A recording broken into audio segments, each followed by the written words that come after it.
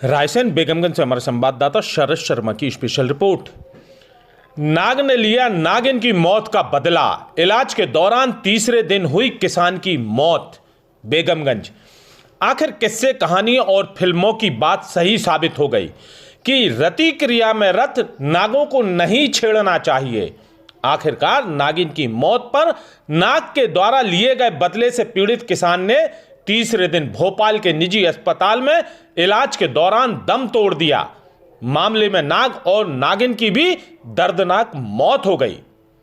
मऊआखेड़ा गांव में 20 नवंबर को उक्त घटना घटित हुई थी, जब ग्राम पटेल किसान अनिल शर्मा अपने ट्रैक्टर से बखरनी के लिए बाड़े की साफ सफाई करवा रहे थे, तो ट्रैक्टर पर उसका ड्राइवर नीलेश लोधी चला रहा था।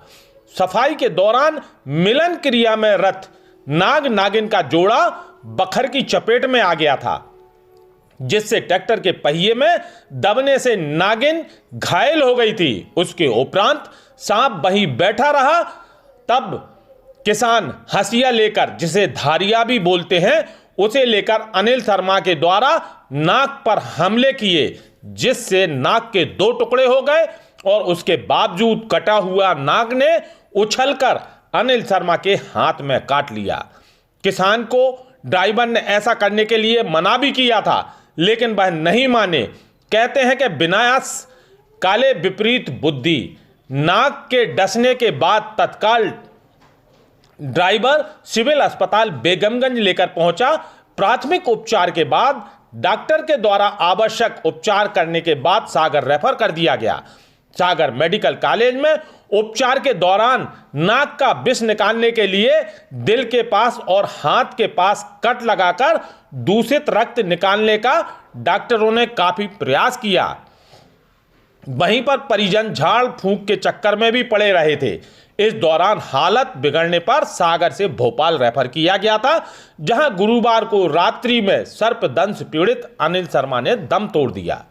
घटना वाले दिन से ही गांव में चर्चाओं का बाजार गर्म था।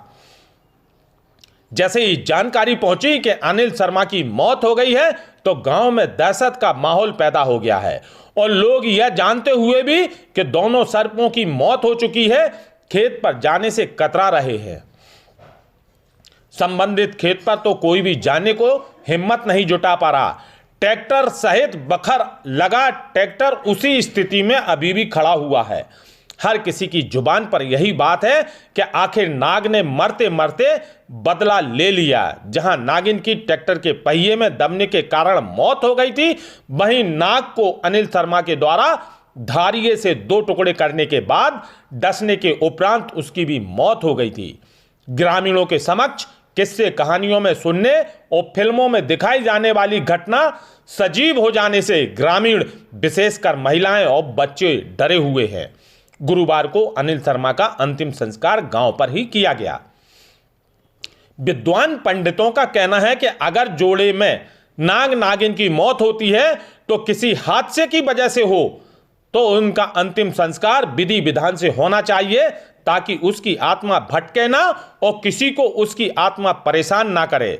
इसलिए गांव वालों को नाग नागिन का अंतिम संस्कार विधि विधान से करना चाहिए, ताकि उनको मोक्ष की प्राप्ति हो सके और गांव वाले बेफिक्र होकर अपने खेत पर काम कर सके।